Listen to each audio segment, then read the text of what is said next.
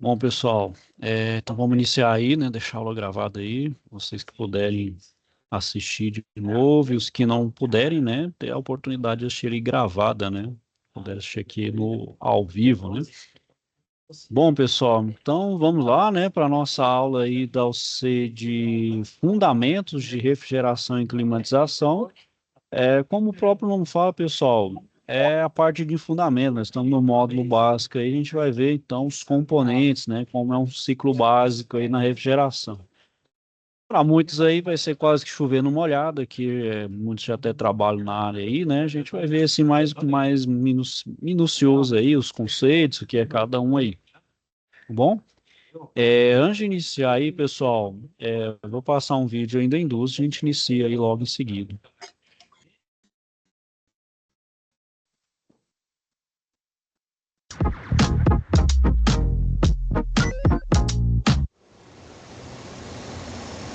Tá, mas como é que tudo isso aqui vira esse cara aqui, hein, Céu? Tá aí o segredo. Caramba. Ó, a gente vai ter esse exemplo aqui, que é um composto já Esse é o processado. composto. Literalmente é o composto porque ele é composto dessa turma toda. Dessa variedade. Interessante, cara. Mas melhor do que falar na teoria, né? A gente pode ir lá pra prática ver como é que faz um pneu. Vambora? Bora.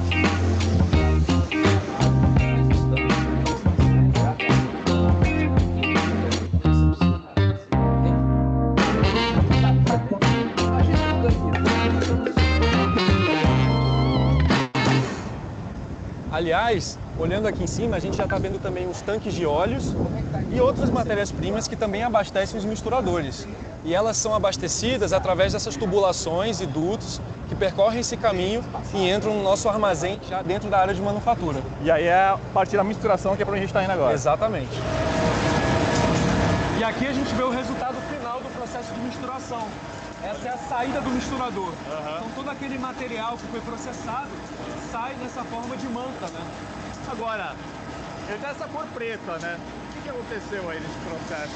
Então, ali a gente pode dar uma olhada nas borrachas, nos químicos, mas a gente não conseguiu visualizar o carbon black que a gente viu na área de recebimento de matérias-primas, porque ele é injetado diretamente no misturador de forma automática. Então ele dá essa coloração para o composto final também. Então dessa forma a gente tem a adição de sílica automática, adição de óleos, etc, que a gente não vê lá em cima. São aqueles óleos que tinham aqueles dutos ali do lado do silo, exatamente, do lado do recebimento do carbon black, né? Conectando aquele ponto da fábrica com o direto topo aqui no do misturador. Entendi. Bacana. Olha, sensacional. Então, como a gente viu o pneu em verde naquele estado plástico, agora a gente quer que ele passe para o estado elástico. E para isso a gente usa essa máquina, que é uma prensa de vulcanização, onde a gente tem um molde que vai dar o formato que a gente quer para o pneu, o design, o letreiro na lateral, e isso a temperatura vai fazer com que o pneu atinja esse estado.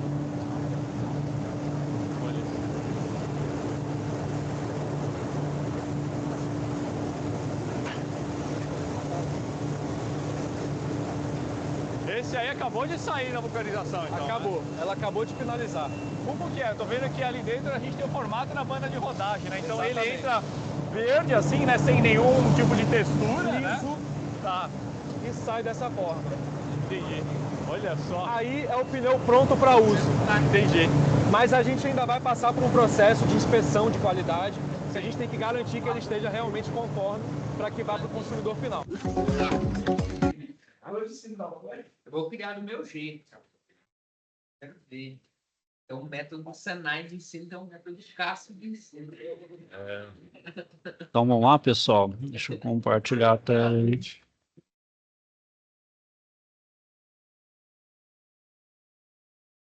E aí, pessoal, então vamos entender aí o que é a situação de aprendizagem, né? Então nessa UC a gente então tem iniciou no dia 13, vai até o dia 28, né? Então é bem rápido aí. O que a gente tem aí? A gente tem uma situação de aprendizagem, né? E um questionário aí, bom? Fora a aula aqui, pessoal. Lembrando a vocês aí que agora no sábado vocês têm aula presencial. E essa unidade curricular, pessoal, só tem uma aula, ou seja, eu não perco ela, senão vocês ficam prejudicados aí, tá bom? Então, no sábado aí, a aula presencial, ok? Nesse sábado agora, dia 24, tá bom? Bom, então vamos ler aqui, pessoal, entender a nossa situação de aprendizagem, né? Fora ele, a gente tem um questionário ali também e um fórum de discussão também. Então, aí, pessoal, pintando o ciclo, né? Então, lá, Faustino e seu colega de trabalho, recém-formado na área, recebeu uma tarefa para realizar. Como ele está inseguro, pediu sua ajuda. Olhando a tarefa, você percebe que Faustino deverá executar um processo de retrofit, né, de um sistema de refrigeração de média temperatura que opere em um fluido refrigerante HCFC, para outra alternativa, o HFC, que não contribui para o aquecimento global, ou seja, geralmente é aquela substituição, né, daqueles que são mais agressivos ao meio ambiente, camada de ozônio, para um outro que não seja tão agressivo assim, né? Então, para ajudar Faustino, você deverá fazer uma descrição técnica e um relatório com as atividades que deverão ser executadas por ele. Então, é muito importante que coloque todas as informações e procedimentos para o Faustino então executar, pois esse será um guia, né, para o Faustino. Então, o que vocês vão fazer aqui, pessoal? Os elementos herméticos fundamentais que compõem um ciclo de refrigeração para compressão de vapor, né? Então, quais são os elementos? A seleção de um fluido refrigerante alternativo para o HCFC-R22, que seja compatível e não necessite de grandes alterações do conjunto e dos elementos que integram o sistema, né? Então, a gente vai ver, pessoal, que apesar de ter que fazer um retrofit, alterar o gás refrigerante, mas a gente tem que ter um cuidado também com os outros elementos, porque esses gases, eles têm propriedades distintas, então pode ser que você tenha que também readequar alguns elementos, como a tubulação, como as válvulas, ou até mesmo o compressor, dependendo. Então eu tenho que ter um retrofit ali mais adequado, onde eu altere o mínimo possível o meu sistema original, né? A discriminação do fluido refrigerante a ser utilizado como alternativa e, caso necessário, né, os elementos integrantes ou óleo lubrificante que necessitam ser substituídos de acordo com a compatibilidade para atender o novo sistema. Também um outro requisito, né, pessoal, o óleo lubrificante do meu compressor, né, tem que ver também se ele é compatível com o novo gás, para justamente não ter problema de reação, né, do gás refrigerante com o meu óleo, né. Além disso, vocês vão fazer um fluxograma que será entregue ao Faustino referente a um novo projeto de um ciclo de refrigeração por compressão a vapor. E na forma ordenada, identifique os elementos que compõem o conjunto, assim como o lado de alta e baixa pressão, sentido do fluido refrigerante e dos seus estados físicos nos principais pontos. E a descrição que vai servir como um relatório a ser entregue ao cliente, descrevendo então o princípio de funcionamento de um ciclo, né, de refrigeração com os componentes e a função de cada um, ressaltando o porquê da alteração desse fluido. Então, a gente vai citar as alterações empregadas ao sistema e as vantagens que o processo de retrofit realizado no equipamento vai trazer ao cliente e à sociedade, né, de forma ecológica. Então, pessoal, o que vocês vão fazer aqui à distância, para mim, né, que é a SAP, é o guia orientador, relatório que deverá ser elaborado em editor de texto e um fluxograma, né? Você pode fazer isso manualmente, pessoal, e pode fazer isso manualmente ou se não digitado, sem problema. Aqui fala que a entrega vai ser realizada no momento presencial, mas vocês podem entregar, vocês vão fazer a entrega aqui para mim, certo? Então, pessoal, basicamente isso aí. Alguém tem alguma dúvida nessa questão aí do que ser feito?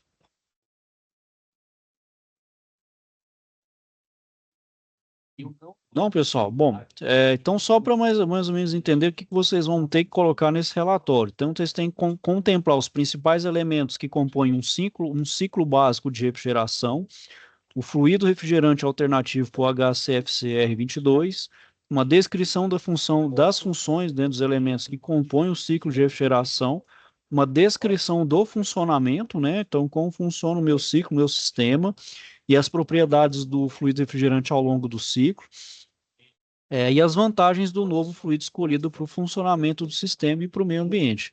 Então, tudo isso, pessoal, é fundamentos, é tudo isso que é a base para a gente entender um ciclo de refrigeração, né? E a gente também vocês vão ter que colocar a ordem e posicionamento dos componentes que integram o ciclo de refrigeração, especificação onde é o lado de alta e de baixa pressão e especificação dos elementos, certo? É um relatóriozinho aí, pessoal. Dá no máximo aí 2, 3 páginas, não mais do que isso, certo? Alguém, por enquanto, alguém tem alguma dúvida, quer falar alguma coisa? Não, Tá tudo certo? fique tranquilo. Eu ia falar Então, pessoal.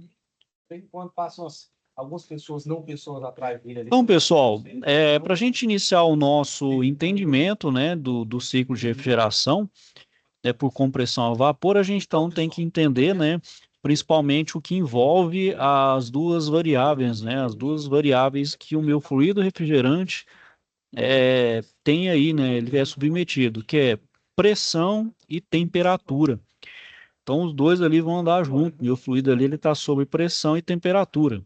E dependendo do ciclo, ele vai fazer mudança de fase. Então, tem que ter essa noção de mudança de estado, né, que ocorre em função da temperatura e também da sua pressão. E o meu sistema, pessoal, meu sistema básico de refrigeração é o meu fluido, né, o meu refrigerante, e quem vai imprimir esse movimento, né, quem vai fazer o movimento do meu gás refrigerante no ciclo é o meu compressor.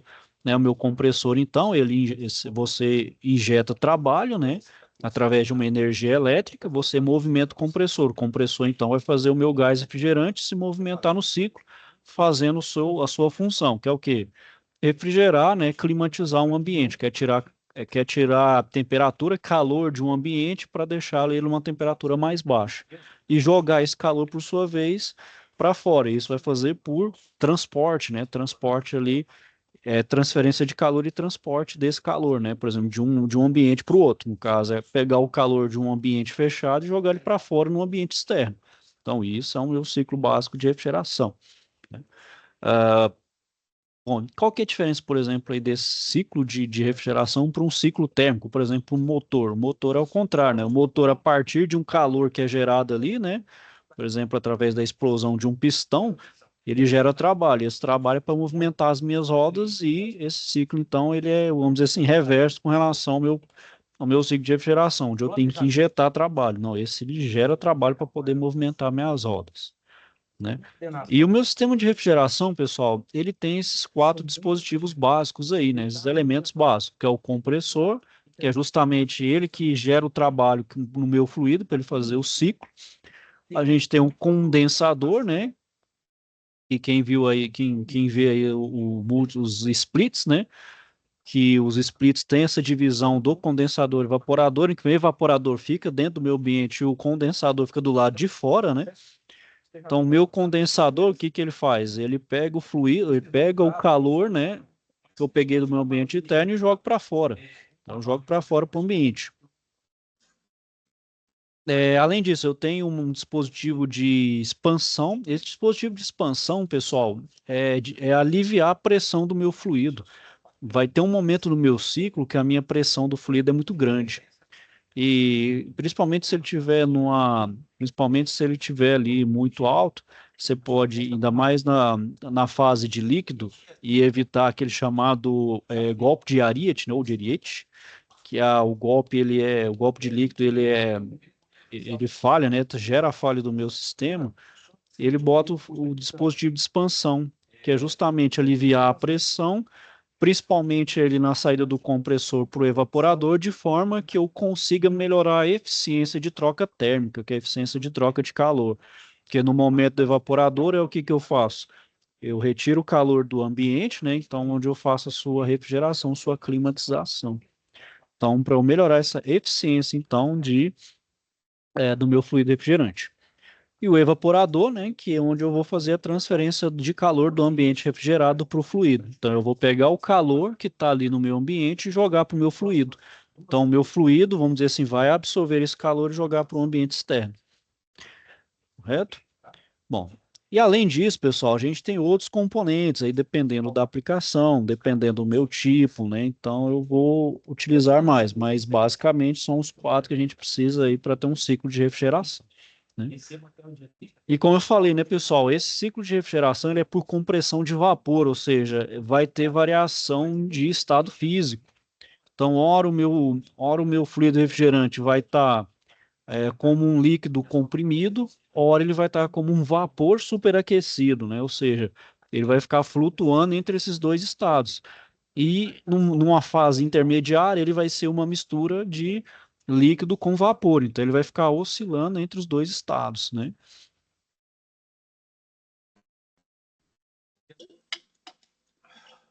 Bom, então dentro da escala termométrica, né, pessoal, a gente ali tem as indicações de temperatura, né? Então, por exemplo, tem o grau Celsius, que a gente utiliza aqui no sistema internacional, e o grau Fahrenheit, que é utilizado em países de língua inglesa, né? E tem a sua variação, né? Então, por exemplo, a Fahrenheit tem o 32 ali marcando o seu zero, o 212 como marco de temperatura de ebulição da água, e o Celsius como zero de temperatura de fusão, e o 100 como representante, né, do escala Celsius para evaporação da água, né, da ebulição da água. Não corre mais. Bom, para medir temperatura, pessoal, a gente vai ter então alguns tipos de termômetro, né? A gente tem aquele termômetro de tubo, né, que a gente utiliza ali para a gente ali, ou para algumas ocasiões, por exemplo, para medir temperatura de alimento, a gente espeta ali num alimento para ver a temperatura, a gente coloca na gente ali, embaixo do braço, na criança a gente bota na banha para ver variação de temperatura. A gente tem um termômetro de pressão, né, e aí ele é preenchido por um gás, né, então essa variação da pressão ali, ele vai dar um movimento do ponteiro do termômetro. E os termopares, né? Esses termopares aí é utilizado bastante na indústria, né? Em lugares ali que eu preciso, por exemplo, ver uma reação química entre dois elementos ali para verificar se está tudo certo ou não, né? E é utilizado também como set point para fazer controle, né? Principalmente temperatura, em reações, em outros processos, para fazer um controle, né? Fazer um controle, seja um controle para abertura de válvula, um controle para continuamento de processo, né, para esse processo continuar ou não, ou seja, é para variar aí, né, para ter toda essa permissão na automação, né? Bom, a outra variável, né, pessoal, é a pressão, né? Então, outra variável que o nosso fluido refrigerante está sujeito, né, que é além da temperatura é a pressão, né?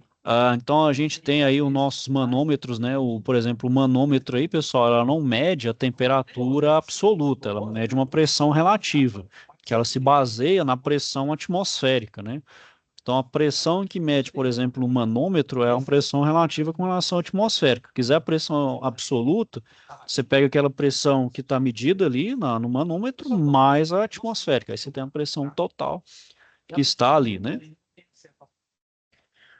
Então, isso aí, pessoal, são as duas variáveis, né, que a gente vai ter, que o meu fluido refrigerante trabalha, né, que ela está submetida, que é calor, perdão, temperatura e pressão, né. O calor, pessoal, quando a gente fala em calor, a gente sempre faz aí, o pessoal da mecânica, faz um análogo, por exemplo, com a elétrica.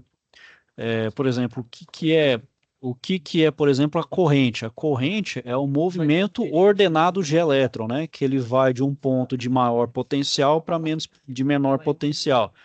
Porque a tendência da minha corrente é ela sair de um lugar que está muito concentrado para menos concentrado para atingir, por exemplo, o equilíbrio. Ou se eu aplico uma tensão ali, o que que acontece? Ali vai gerar então um movimento contínuo ali de corrente. O calor, então, pessoal, no análogo mecânico é nada mais do que a nossa corrente, só que não é uma corrente elétrica, ela é uma energia térmica, né? Então, o que que é? O calor, então, é uma energia térmica que sai de um lugar que é mais quente para um lugar mais frio, onde ele tende, então, ele tende a ir para o equilíbrio, né? Então, sai de um lugar mais quente para um lugar mais frio, isso para atingir o seu equilíbrio térmico, né? E esse calor, pessoal, ele pode ser transmitido de três formas. Então, a gente tem a condução, a convecção e a radiação. Na condução, pessoal, a condução eu preciso de um meio físico, né? Preciso de um meio físico para conduzir calor, porque o calor ele é transferido pelas vibrações das moléculas. Então, a gente sabe que a temperatura, quando maior a temperatura, maior é a agitação molecular ali dos meus elementos, né? Da minha matéria. Então, isso é feito isso de forma no meio físico, né? Que é essa colisão entre as moléculas. Isso então gera mais calor, gera mais temperatura. Ou seja, elas vão de uma temperatura maior e vão indo até uma de menor temperatura, onde ela atinge o seu equilíbrio térmico. Então, a condução, ela precisa de um meio físico para se, então, locomover, né? Para se transportar. Então, por exemplo, quando você aquece uma ponta de um metal de um lado e você vai sentir então um calor ali depois de um tempo. Então isso vai depender então é, da característica, por exemplo, do meu metal, né? Que ele pode ser, se ele tiver uma boa condutividade térmica, você vai sentir o calor indo rapidamente. Agora, se ele tiver uma condutividade menor, ou seja, mais ruim, né? É, mas ruim não fica bom, né, pessoal? Não tão boa, né? Ele se comporta quase como um isolante, você vai demorar a sentir o calor ir lá, porque é a condução que vai passar de molécula a molécula até chegar ao final ali, certo? A outra forma aí, pessoal, é a convecção. A convecção, o calor é transferido por um escoamento de um fluido. Então, ele entra em contato com a superfície do outro corpo e, assim, devido a um gradiente de temperatura, ele vai realizar a troca de energia do corpo, né, de uma alta temperatura por de menor temperatura. Então, a convecção, pessoal, eu preciso de um fluido, ou seja, é, muitos aqui já devem ter ouvido falar em sensação térmica. Ah, hoje está 33 graus com sensação térmica de 30. Mas por que é 33? A gente sente menos temperatura, porque a sensação térmica é menor devido ao efeito de convecção, né? O que a gente sente quando tem muito vento? O vento não traz aquela sensação de refrescância, de que pô, parece que tá menos calor, porque justamente o que o vento faz? Ele pega um calor, então é como se ele pegasse o calor do seu corpo, tirasse um pouco, e dá aquela sensação, então, de que você está sentindo com menos temperatura, né? Então, vamos dizer assim que o fluido, né, o ar, no caso, o nosso fluido aqui, né, a gente está no ar, o ar é um fluido, como a água, então passa o vento e passa ali por exemplo, na seu braço aqui, ó, e você sente menos temperatura, então você está com a sensação térmica menor. Então, essa questão de sensação térmica, pessoal, e ela é calculada, só para efeito de curiosidade aí, pela velocidade do vento. Então, a velocidade do vento ali, uma equação bem grande ali, faz uma associação entre a sensação térmica e a velocidade do vento. Que aí fala que é 20 graus com sensação térmica de 15, né? Ou seja, é porque está ventando muito e o vento está mais frio. O vento mais frio tende a dar a sensação de temperatura menor.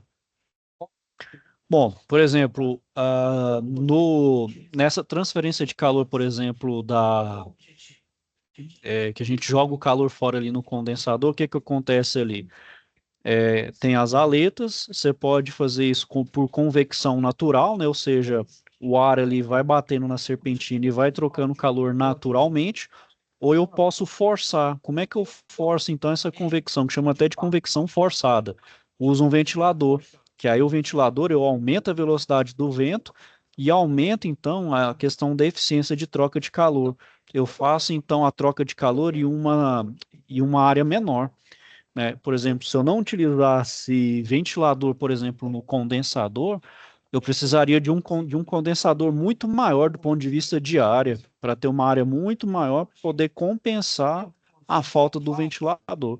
Então, o ventilador é justamente para eu melhorar essa questão da troca térmica e fazer ele num tamanho bem menor, bem reduzido.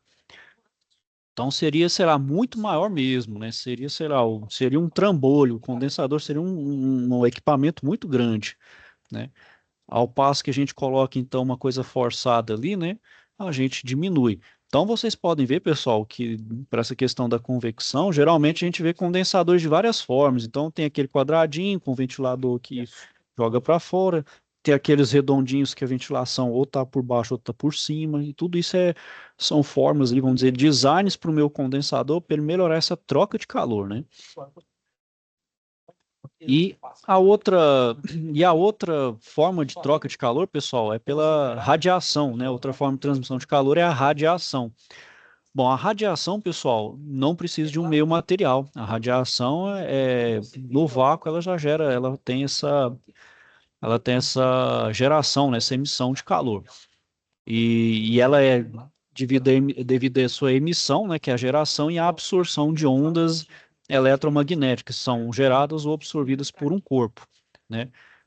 Então, essa radiação ocorre em diversos meios, inclusive no vácuo, desde que haja gradiente de temperatura entre os corpos. Então, pessoal, para um efeito, depois a gente vai ver isso, para a carga térmica, a gente considera essas quatro formas aí, para considerar a carga térmica, por exemplo, de um ambiente para a gente poder fazer o cálculo da carga térmica e dimensionar, então, um sistema de climatização para o nosso ambiente. Considera-se essas três, né?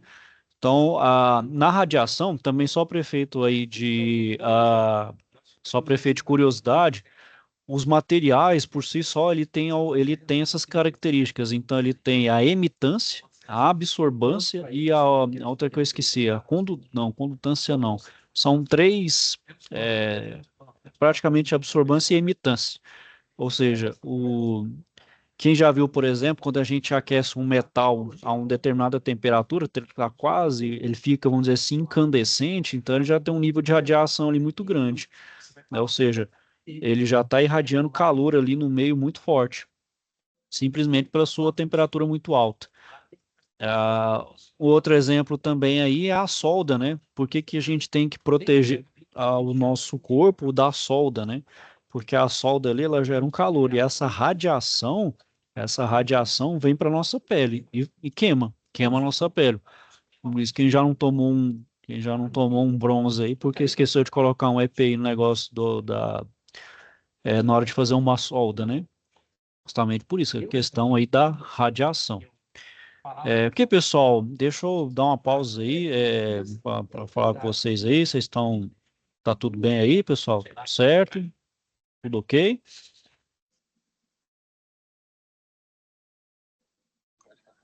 Tranquilo, tranquilo. Bom, pessoal, vamos dormir não, pessoal. Sei que eu tô falando aí, tá quase no monólogo aí, qualquer coisa, quiser fazer uma observação, pessoal, também sou todo ouvidos aí, viu? Pode falar aí, compartilhar experiência aí, pessoal. Alguma coisa do dia a dia, pode falar, viu? Tô aqui para escutar vocês também aí. Bom, não me deixou sozinho aqui não, pessoal. Qualquer coisa pode falar, eu tô aberto aí, viu? Sem problema. Bom, deixa eu só tomar água aqui rapidinho, pessoal. A garganta vai secando aqui, o tempo tá. Professor Anderson, Sim, Flaviane. tudo bem? Eu gostaria de pedir licença para o senhor para a pedido da Grenda, coordenadora lá do Colorado, certo? Sim, pode falar, Flaviane. Fica à vontade aí, Boa pessoal. noite a todos. Eu sou a Flaviane, monitora, né, de vocês. Acredito que alguns eu já vi, outros ainda eu vou estar conhecendo. A Grenda pediu para confirmar, informar para vocês que o encontro presencial dessa UC agora vai ser nesse próximo sábado, tá? Conforme o cronograma já está disponibilizado dentro da plataforma. Tá bom, pessoal? Muito obrigada pela atenção. Obrigado, professor. Nada, Flaviane. Bom, pessoal, então vamos lá, né? Dado o recado aí, também já até falei com vocês aí, né? Sei que até é chato da nossa parte, pessoal, mas tem que falar aí, porque é um encontro presencial aí. E por ser único, né? Então tentem não faltar aí, pessoal. Tentem comparecer, certo? Bom, então continuando aqui, pessoal, na parte do calor, né? Então, nos ciclos térmicos, pessoal, a gente utiliza então a parte de energia, né? Que é o quilojoule. Então, a gente vai falar muito de entalpia, né? Então, para determinar, por exemplo, uma performance de um sistema de refrigeração é o COP, né? Então, para cada ponta ali do ciclo, o meu gás refrigerante ele vai ter uma entalpia específica, né? Então, uma entalpia, além da energia, ele vai ter, então, uma condição, por exemplo, de estado, né? Ele pode estar como um líquido, 100% de líquido, ou 100% de vapor, ou estar numa mistura, né? Então, ele pode estar titulado aí, né? Tantos por cento como vapor, tantos por cento como líquido. Então, para cada fase ali, ele vai ter, então, um joule ali, uma entalpia específica ali, né? Bom, pessoal, então, o fluido, né? Então, quando a gente aciona ele dentro do ciclo ali, né, no compressor, então ele está a baixa pressão, né? Mas descarregado, ele vai ser enviado em alta pressão, né? Então, ele é a temperatura no estado de vapor superaquecido ao condensador. Então, para chegar no condensador, então o fluido passa por um silenciador, né? Para abafar o ruído, né? Que meu compressor, por mais ele que esse fluido, esse compressor seja hermeticamente fechado ali, não tem, seja blindado, né? Para não ter nem vazamento do gás refrigerante nem do seu lubrificante, ele gera ruído, né? E também por um separador de óleo, né? Porque não posso também jogar no meu sistema um óleo misturado com fluido refrigerante. Prejudica o meu sistema, prejudica principalmente ali a minha eficiência, né? Só que o óleo ele é necessário para o compressor, para reduzir atrito e desgaste, porque alguns fluidos refrigerantes, se não tiver essa questão do fluido, ele é corrosivo, ele acaba causando um desgaste prematuro, porque é característico de alguns fluidos refrigerantes, ter essa questão aí, né, que ele pode desgastar as peças de um compressor, né? Então, o fluido refrigerante, pessoal, depois que ele é separado, ele vai para o condensador, né? Então, o calor é cedido para o meio externo, então, onde reduz a temperatura do fluido até que ele mude da fase, né, vapor para líquido, né? Então, em seguida, o líquido vai entrar em um tanque, onde é possível, então, compensar esse volume excedente de refrigerante no sistema, né? Então, o fluido segue para uma válvula de bloqueio, né, e a função dele é interromper o fluxo refrigerante caso seja necessário realizar a manutenção do sistema, né? Para não ter o vazamento do gás, eu confino ele ali para poder fazer qualquer intervenção, né? Ou restaurar ali uma tubulação, ou fazer uma recarga de gás, então eu preciso ter essa válvula ali justamente para poder fazer uma intervenção de manutenção. E em seguida, né, pessoal, o meu fluido ele vai entrar por um filtro secador. E esse filtro ele vai reter partículas sólidas ou umidade que esteja ali presente no meu refrigerante. Mais uma vez, por mais que o meu sistema esteja totalmente fechado, vai ter alguma presença de partícula, por menor que seja, e também umidade. Isso não vai impedir isso. Isso não vai impedir a entrada de umidade, né? Bom, então em seguida esse fluido então ele entra no tanque, ou perdão, aqui é errado, pessoal. Então, antes de chegar no dispositivo de expansão, esse fluido passa pelo visor de líquido, né? Então, alguns sistemas vai ter esse visor de líquido, onde eu vou realizar a inspeção do fluido de refrigerante, a fim de averiguar em qual fase ele vai se encontrar. Em seguida, o meu fluido ele percorre um filtro capilar, né? Que ele é bem pequenininho, bem fininho, por isso que é capilar, onde ele vai reter partículas que poderiam, né, entupir o vaso fino da válvula de expansão. E então, né, pessoal, após passar pelo capilar, ele passa por dispositivo de expansão, onde a pressão é reduzida, onde eu falei, né, a pressão reduz para poder diminuir a sua velocidade, para poder melhorar essa troca térmica. Então, o fluido chega ao evaporador a uma baixa pressão e ele é vaporizado, né? Então, ao momento então que ele recebe calor, ele vai fazer uma mudança, por isso que chama de evaporador. É quando então o ar quente entra em contato com o meu fluido e vai então evaporar o fluido, por isso que chama de evaporador, né? Então, onde faz a troca térmica ali, né? E vai evaporar parte desse fluido, né? Então, para o bom funcionamento do compressor, pessoal, é preciso então que apenas vapor entre em sua cavidade. Então, pensando nisso, né? Após o evaporador, é colocado num acumulador de sucção, então, cuja função é separar a fase líquida da fase do vapor, permitindo somente a passagem do vapor. Então, não se entra líquido, entra praticamente vapor. Ainda tem-se o filtro de sucção, que serve para impedir, então, que alguma sujeira retorne ao compressor, né? Com qualquer sujeira ali, eu tenho esse recurso para evitar, então, que sujeira entre no meu compressor e cause todo um problema, né? Então, logo após, né, o filtro de sucção, eu vou ter o sistema de segurança, onde eu vou ter um pré-issostato de alta e baixa pressão. Então, em uma linha eu tenho a parte de alta pressão e eu tenho outra de baixa pressão. E pela válvula de bloqueio, que não vai interromper o fluxo Professor, do... Oi, pode falar. o senhor falou aí sobre o separador de sucção, após o separador de sucção para colocar mais um filtro. No sucção aqui, ó, a sucção é para evitar sujeira, né? Pois Então o eu vou... separador, o acumulador de sucção de retorno, certo? Após ele, aí é necessário colocar mais um filtro. Não, aí no caso ele depois do filtro, tem um sistema de segurança. O sistema de segurança é só para evitar uma sobrepressão, tanto do lado de alta quanto de baixo, né? Pois é, não, eu tô Não é um outro filtro, na verdade. Não tem outro filtro, é só o de sucção, não tem nenhum outro. porque o acumulador de sucção, automaticamente, alguns deles, os que eu já abri, todos eles já têm um filtro, né, de retorno já, para não deixar impureza para o compressor. Correto? Não, sim, sim. Então, é só isso aí, a dúvida é essa aí.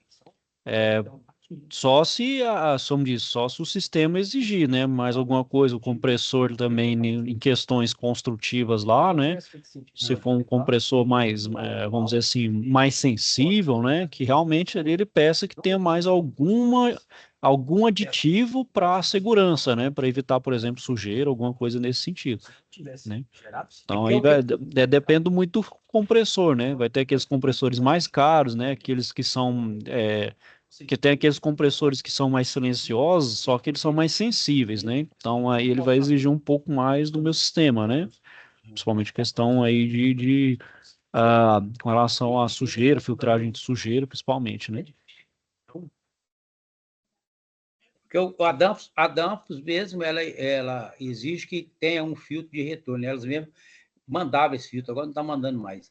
Um filtro na entrada do retorno do compressor, entendeu? Porque é um compressor que é muito sensível. Qualquer partículazinha de metal que entrar nele ali, ele quebra as bielas, pistão, quebra tudo aqui. É questão da sensibilidade mesmo. Aí vai depender do fabricante, né? Vai depender do fabricante, do tipo, né? Então, os compressores mais silenciosos, eles são bons na questão de silêncio, conforto. Porém, são mais sensíveis, né? Aí vai exigir mais nessa questão de proteção, né? Certinho, obrigado. Certinho? Certinho. Bom, então, pessoal, continuando aí, né? Vou ter esse pressostato por questão de segurança, né? Para evitar, né? Se tiver uma sobrepressão aí, alguma coisa que venha a um surto aí, vamos dizer assim, dentro do meu sistema, esse pressostato ali atua na válvula de bloqueio, né? Que interrompe, então, meu fluxo, né? Por tendo algum defeito, ou por sobrepressão, ou por superpressão, né? Então, por fim, né, o meu fluido então volta ao compressor na fase de vapor e o ciclo então vai ser reiniciado, né?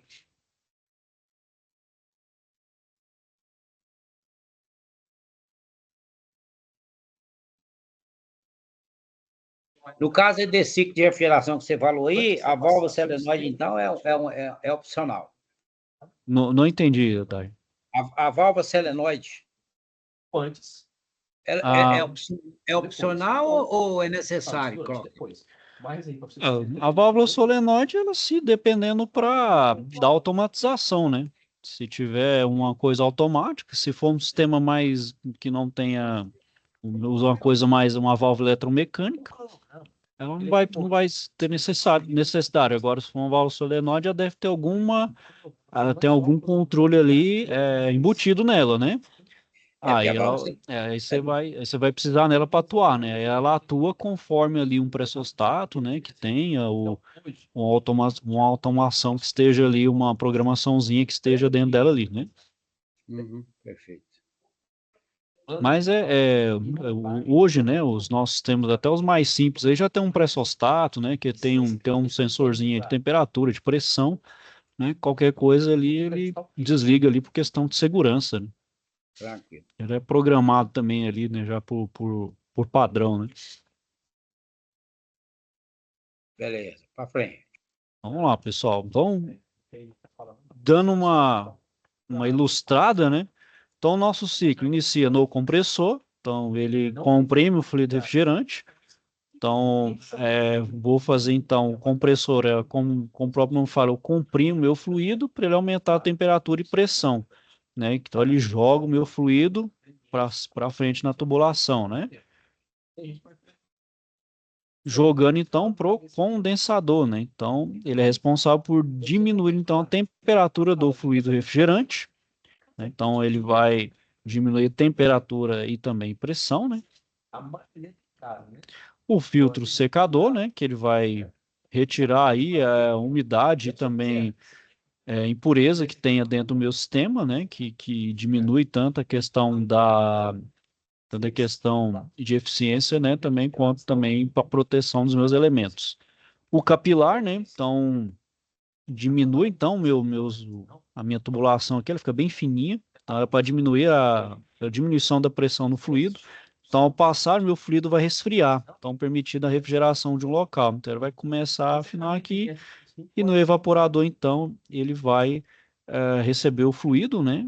Fluido frio e vai fazer com que ele troque, então, o calor, né? Então, aqui eu vou tentar diminuir o tanto quanto possível a temperatura do meu fluido refrigerante para ele poder também fazer a troca térmica, né? Onde eu vou ganhar energia e aumentar a temperatura, onde eu vou evaporar o meu fluido e ele volta então lá para o meu compressor, né? Então assim, então é todo o meu ciclo, né?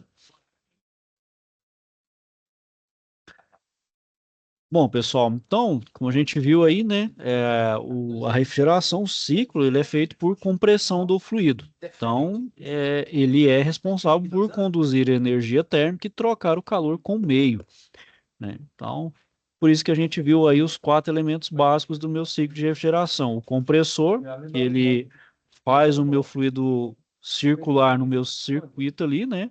O condensador, que ele troca o de calor do fluido para o ambiente, né? Então, ele retira o calor e joga para o ambiente. O dispositivo de expansão, qual a pressão do meu fluido ele vai ser reduzida, e o evaporador, onde eu vou retirar calor do ambiente, né? Fazendo com que, então, o meu fluido refrigerante evapore e vá, então, para o meu ciclo, né? E recomece todo ele aí. Você tem o conhecimento. Você tem o conhecimento. Bom, pessoal, então agora a gente vai esmiuçar cada um dos meus elementos individualmente. Vamos iniciar então pelo coração, né, do meu ciclo de refrigeração, que é o compressor. Bom, então, pessoal, eu preciso de mencionar ele conforme alguns fatores. Então, por exemplo, qual que é a aplicação, quais são as temperaturas envolvidas, ou seja, qual a temperatura, vamos dizer assim, a mínima temperatura que eu quero atingir com aquela refrigeração, né, sistema de refrigeração. A potência requerida, que está ligado uma coisa com a outra. O fluido refrigerante, que o fluido refrigerante, então, ele me dá o seu poder calorífico, né? Então, vai ter alguns com uma grande eficiência, outros com menos. E, então, aqueles que vai ter mais poder vão ser mais caros, então vai depender da questão financeira. E o óleo lubrificante, né? Que, então, assim que eu escolho o meu fluido, eu preciso, então, utilizar o óleo lubrificante adequado. O local de instalação também desse meu compressor. E o compressor, pessoal, ele tem esses 3 tipos de classificação. Tem os chamados herméticos, que ele tem um motor e compressor montados em uma carcaça que é totalmente fechada por solda, né, e com os fios dos componentes elétricos atravessando eles ali. Ele tem um tamanho reduzido, né, e bastante utilizado, né, nas aplicações domésticas, como os nossos refrigeradores e nos ar-condicionados também. A gente tem um semi-hermético, né, então vão ter as partes mecânicas e elétricas juntas, mas não soldadas a uma carcaça, para justamente facilitar a questão de manutenção. Então, devido ao seu tamanho, eles são utilizados em aplicações de grande porte, né? Então, naquelas aplicações ali que o compressor já é um pouco maior, né, exige da manutenção, a gente utiliza esses aí, esse semi-hermético, e ajuda na questão no desmontagem para poder então fazer a manutenção. Os compressores abertos, né, ele tem seus elementos montados separadamente e a transmissão de potência acaba sendo realizada por elementos de mago, ou seja, por correia. Então, sua montagem é separada, facilita tanto o acesso e a manutenção, né? Então, vamos dizer assim, estão um pouco mais distantes, né? Então, o que o meu compressor faz ali de trabalho ele é transmitido por uma correia, né? Então, são para elementos muito grandes, geralmente shoppings, aplicação industrial, né? Então, à medida que vai aumentando o nível de potência, por exemplo, do meu compressor, ele vai ficando maior e ele vai, como dizer, ele tende a ter, né, facilidade. Por exemplo, um compressor hermético para um sistema ali básico, né, residencial, ok, né? Até porque tem uma vida útil muito boa, né? Dependendo da necessidade, você simplesmente pode trocar o compressor, coloca um compressor novo, só fazer a conexão com os dutos ali e acabou, né? Então, aqui geralmente você não pode fazer isso, né? Nos lugares maiores, né? São compressores mais complexos, maiores e mais caros. Então, tem que ter uma manutenção ali para ter uma vida de útil prolongada, né? Bom, e o compressor, pessoal, a gente vai ter os alternativos, né? Que é pistão, são pistãozinho, parece pistão mesmo que a gente tem nos motores de automóvel, mas é bem pequenininho, são aquele pistãozinho, bielinha bem pequena. Vai ter os rotativos, né? O de palheta, o caracol, que é o scroll, o parafuso e o centrífugo, né? Então tem cada um deles aqui, ó.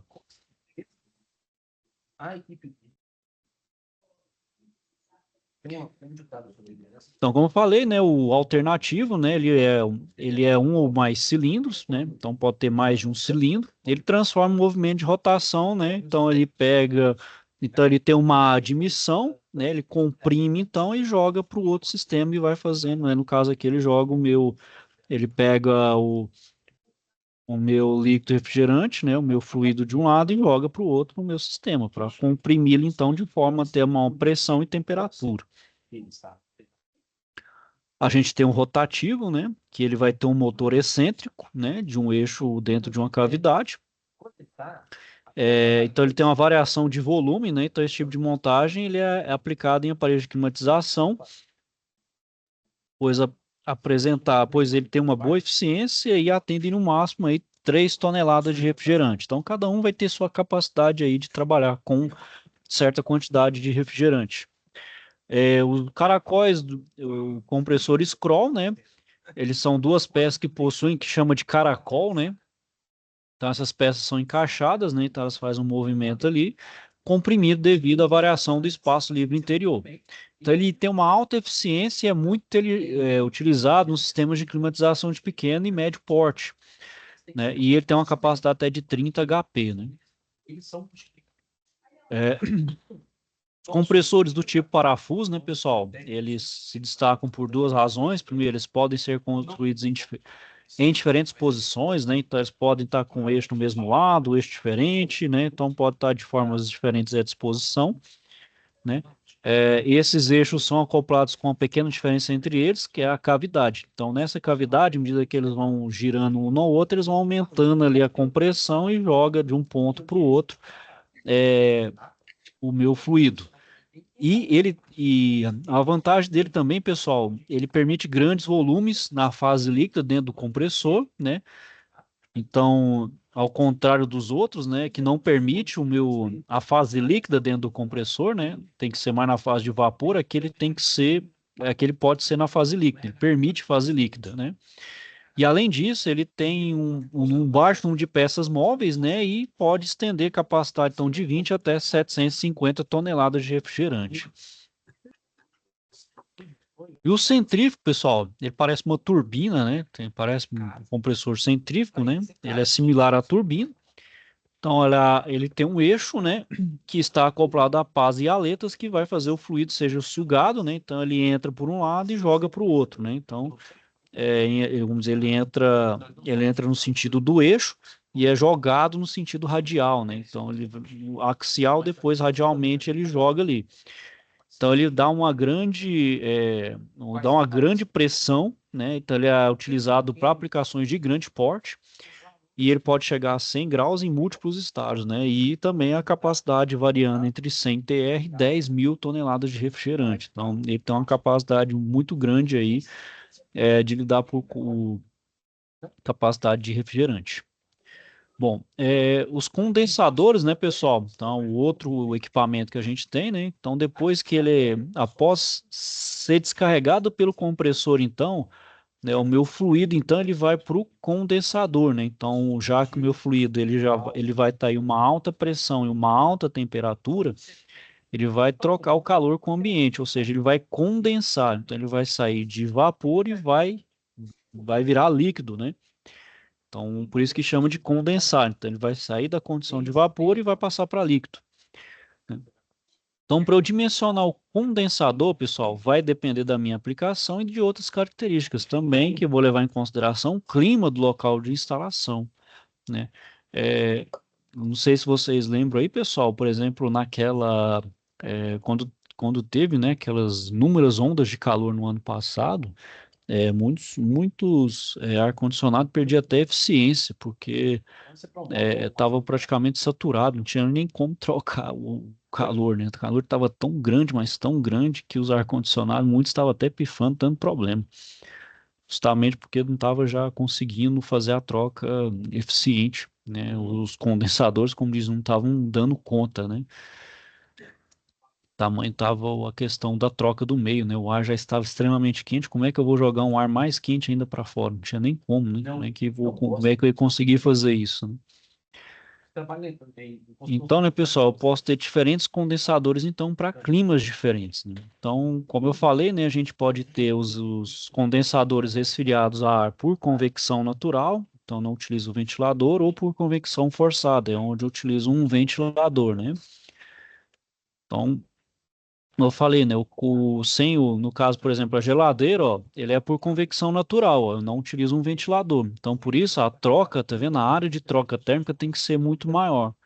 Se eu utilizar um com ventilador, ó, ao tanto que a área de troca é menor, então fica muito mais eficiente eu colocando o uso de um ventilador para forçar, né, essa troca de ar aí, né?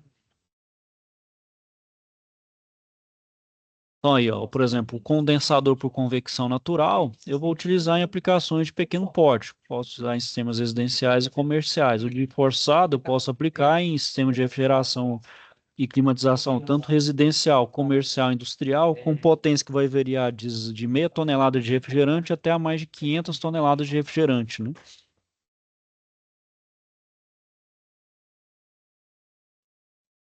Bom,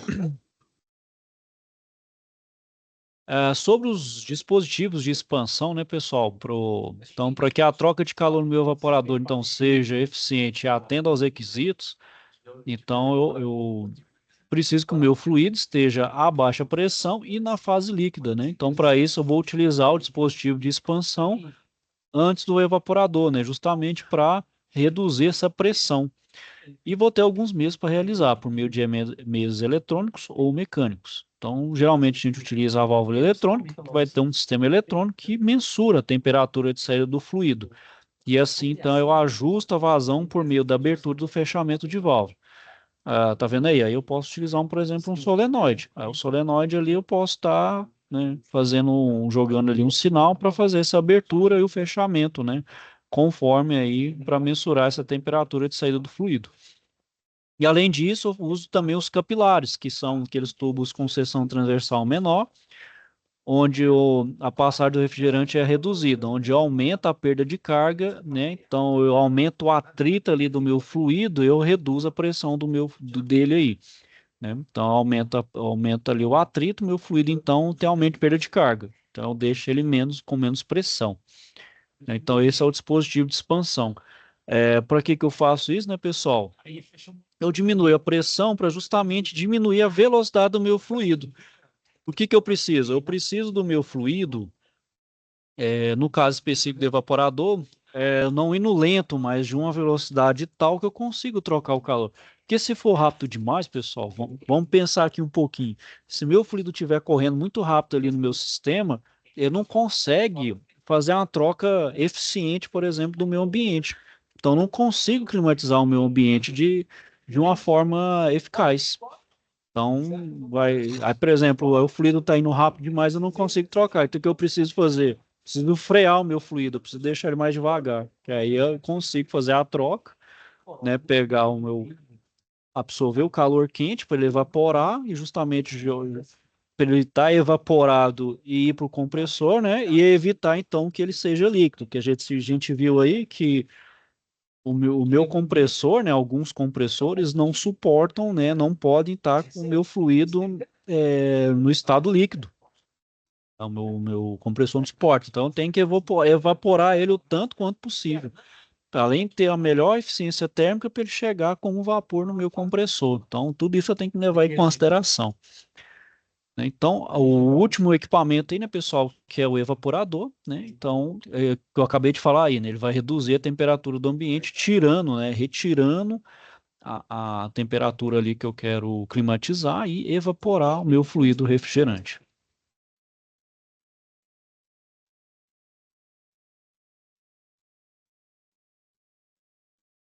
Então, aqui, pessoal, são exercícios aí, né? Certo? Não vou mais para vocês fixarem aí. Tudo certo, pessoal? Tudo ok aqui? Ok? Podemos continuar aí, pessoal?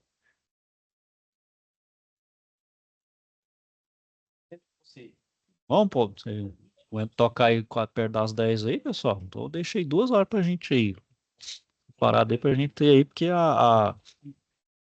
o, como é fundamento aí, pessoal, a gente tem que ter uma boa noção aí desses elementos, certo? Então, lá, vamos continuar aí. Qualquer coisa, só fará aí. Bom, então além do compressor, né, pessoal, do condensador, do dispositivo de expansão e do evaporador, né, e o funcionamento então do meu sistema de refrigeração também vai depender do fluido refrigerante, do lubrificante utilizado, né? Então eu também tenho que ter a noção dos dois aí, né? Os dois elementos. O fluido refrigerante, ele é o fluido de trabalho, né? Então ele que vai fazer a troca de calor do meu ambiente aqui, né? Então absorver, né? Absorver o calor de um ponto e jogar para fora do ambiente. E esses fluidos, né, pessoal, vai ser de acordo com a aplicação desejada. E eles podem ser formados, então, por compostos de dióxido de carbono, amônio, dióxido de enxofre, cloreto de metil e hidrocarbonetos, né? Então, pessoal, do ponto de vista aí físico, esses fluidos não podem ser inflamáveis, tóxicos e corrosivos, têm que ser inertes, quimicamente inodoros, a fim de que os riscos de segurança ao meio ambiente sejam reduzidos em caso de vazamento. Então, por exemplo, no caso de uma refrigeração residencial, então, por exemplo, o meu refrigerador ali, o gás refrigerante não pode ter nenhum desses problemas, né? Então, não pode ser inflamável para não vir incendiar uma casa, não pode ser tóxico, né? Tem pessoas ali, né? Então toque nem corrosivo, que eu também não ter problema, né, de vazamento e ter uma vida útil prolongada do meu sistema, né? Além disso, inerte quimicamente, para não reagir com o fluido lubrificante, né? Também até com a própria tubulação e também inodoro, né? Não ter cheiro, né? Então, para minimizar essa questão da segurança. Agora, por exemplo, pessoal, tem alguns casos, né, indo para a parte industrial, que ainda não se tem um substituto de uma melhor eficiência, por exemplo, do que a amônia. A amônia a gente sabe que ela é altamente tóxica, né? Mas infelizmente não tem nenhum fluido refrigerante que substitua ele adequadamente. Então, por exemplo, se quiser substituir você pode substituir? Pode, mas o seu sistema de refrigeração, principalmente industrial, vai ser extremamente complexo e caro, praticamente inviável. Então, ainda é melhor que ainda se assuma o risco com a amônia, né? Utilizar a amônia ali, mesmo tendo esse caso de ter problema de vazamento, né? Causar morte. A gente viu aí um caso recente lá na BRF, né? Em Rio Verde, do que ir para um sistema inviável, né? Então, para a indústria fica inviável, né? Então, se arrisca com a amônia, né? Bom, então, pessoal, a gente tem vários tipos de refrigerantes que podem ser divididos entre primários e secundários. Os fluidos primários, eles mudam de fase no ciclo de refrigeração, enquanto os secundários não trocam de fase. Então, boa parte desse, pessoal, a gente utiliza eles que mudam de fase, né? Os secundários não trocam. Então, são poucos que utilizam esse aí. Geralmente, pessoal, nos tipos de refrigerante, a gente tem um código alfanumérico, que são quatro dígitos aí, depois o R mais 3 dígitos, onde representa a composição química do fluido, o primeiro, né? Então, a gente tem aí os refrigerantes de CFC, que é a composição clorofluorcarbono. Esse, então, está entrando em desuso porque foi comprovado que eles causam danos, principalmente à camada de ozônio. Os HCFC, que apesar de ainda ter a composição com clorofluorcarbono, mas tem o hidrogênio, né? O hidrogênio, de certa forma, ele vai trazer menos dano à camada de ozônio. Agora, o mais recente aí são os HFCs, né, que eu retiro o cloro, né, então é com hidrogênio, flúor e carbono, que então agora são inofensivos, assim como hidrogênio e carbono, que são os hidrocarbonetos, que também é inofensivo à camada de ozônio.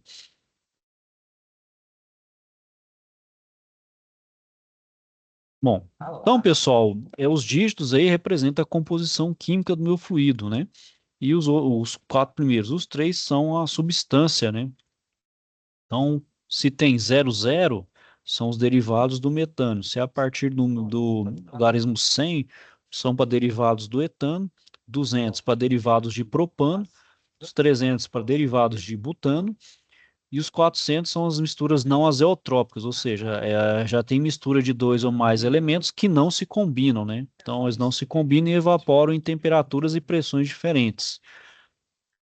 Os 500 são para as misturas azeotrópicas, né? Então, são dois ou mais elementos que não se combinam e evaporam também em temperaturas e pressões constantes, né? E os 600 são para os compostos orgânicos, né? Então, assim sendo, né, os fluidos refrigerantes, né? Então, são o CFC, né, que é o clorofluorcarbono R12, que era bem utilizado antigamente, que também está sendo substituído devido ao cloro, né? A eficiência térmica dele muito boa. O HCFCR22, que também está sendo substituído por ter cloro. O R141B, que ele é aplicado, o pessoal utiliza ele principalmente para remover umidade, porque ele é higroscópico, né? Então ele atrai aí principalmente molécula de água. Além disso, resquício de óleo e partícula sólida. Não, então, muito bom, pessoal. Em caso, por exemplo, de um retrofit ou de uma limpeza no sistema, utiliza-se muito esse gás, pessoal. Então, na área utiliza bastante ele. O R401A, ele é utilizado para refrigeração residencial e comercial e também como retrofit, né, um alternativo para o R12. O R407C, ele também é utilizado para ar doméstico e bomba de calor e como também retrofit aqui para o R22. O R134, ele é utilizado na refrigeração, né, no ar-condicionado automotivo, residencial, comercial e também para retrofit, né, caso haja necessidade de fazer uma substituição. O 404A, ele é sistema de refrigeração residencial, comercial, industrial e em retrofit, né, para substituir o R502. O 410, ele é também aplicado para refrigeração residencial e comercial e também para retrofit, né, substituição do R22. O R417, ele é utilizado então para ar com capacidade inferior a 5 toneladas de refrigerante e no processo de retrofit também para substituir o R22. E o R437 também utilizado em ar-condicionado automotivo, sistema de refrigeração doméstica, comercial e industrial. Ok, pessoal? E geralmente, boa parte deles aí, pessoal, é fabricado pela DuPont. A DuPont aí é uma grande fabricante, né, de fluido refrigerante.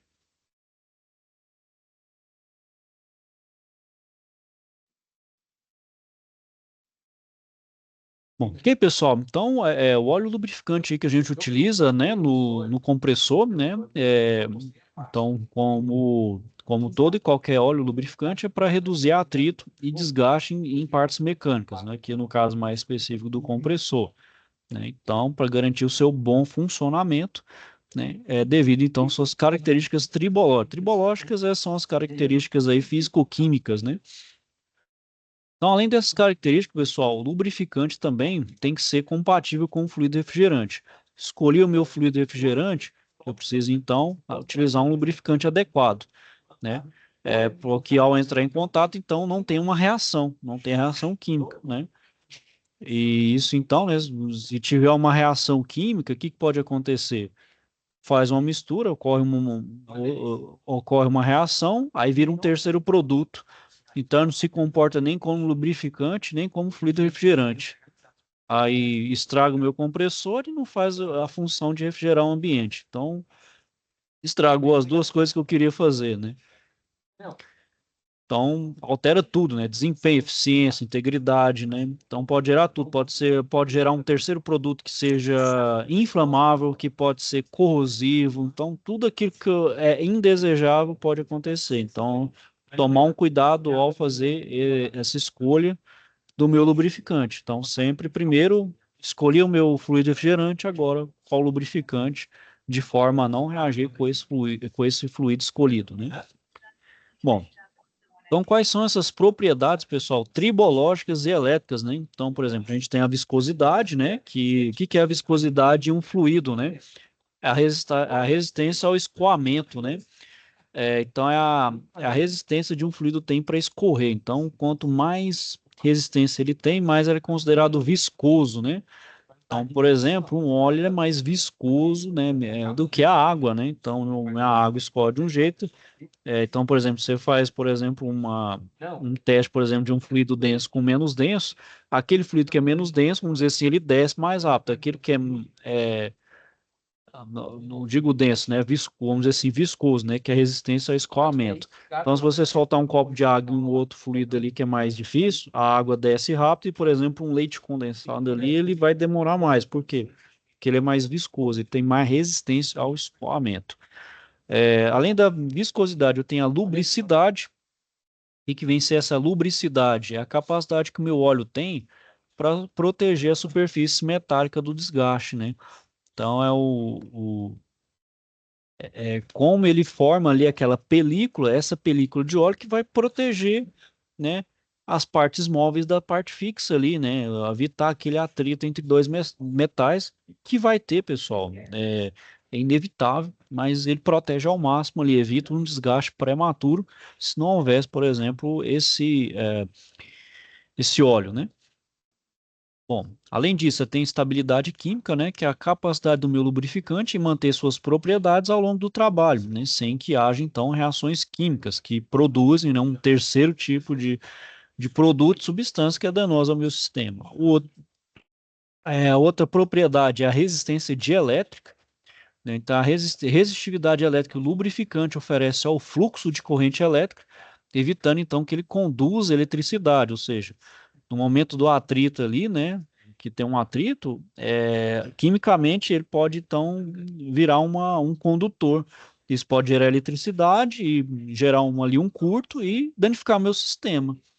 Então ele tem que ter uma certa resistência de isolamento, então ele tem que ser uma espécie de isolante para que o atrito, né, um atrito ali, né, não gere uma corrente que provoque um curto, né, especialmente nos meus compressores fechados, né. O ponto de fluidez, né, que é a temperatura abaixo da qual o óleo impede significativamente o fluxo do fluido refrigerante, né? Então, se o óleo estiver abaixo do ponto de fluidez, então ele vai impedir o fluxo, né? Ou seja, ele vai bloquear, então ele vai ser uma espécie de, vamos dizer assim, o ponto de fluidez é como se ele formasse uma barreira física ali, né? Então impede, por exemplo, que o meu fluido circule no sistema. Então, esse ponto de fluidez também tem que ser levado em consideração. Então, no óleo, né, no óleo lubrificante, ele tem que ser bem abaixo da menor temperatura que é alcançada pelo sistema no evaporador. Aí, no caso, eu levo em consideração o meu evaporador, que é a menor temperatura que ele pode ser alcançado ali. E o outro é a miscibilidade, pessoal, que é a capacidade do óleo do refrigerante se misturar em determinada condição de temperatura. Então, nisso eu consigo definir o intervalo de temperaturas em que eu tenho a separação e mistura do óleo com o fluido, né? Então, essa miscibilidade para evitar, então, que eles ocorram uma mistura ali e, por questão ali, o óleo fuja junto com o fluido e vai para o meu sistema. Então, eu preciso evitar também que essa miscibilidade fique só restrita ali no momento ali no meu compressor. Depois ali o meu óleo, por uma diferença física ali, ele volte, né? Volte ali, por isso que eu utilizo, por exemplo, alguns pontos de retorno, alguma coisa ali do meu compressor, para evitar que o óleo vá para o meu sistema. Por mais que ele vai ali por fuga, né?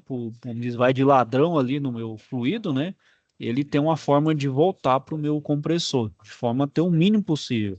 Vai ter momento que vai ter um óleo? Vai, mas vamos dizer, ele chega a parte por milhão.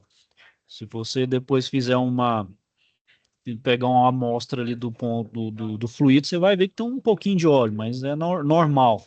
Não quer dizer que não vai ter ausência 100% de óleo. Vai ter, pessoal. Isso é natural. É impossível não ter, né? Questões físicas. E pessoal, então aqui são mais exercícios aí, né? Esses não são pontuados, é mais para poder aí, para poder fazer aí dar uma fixada na matéria. Ok, pessoal? Só tomar uma aguinha aqui rapidinho.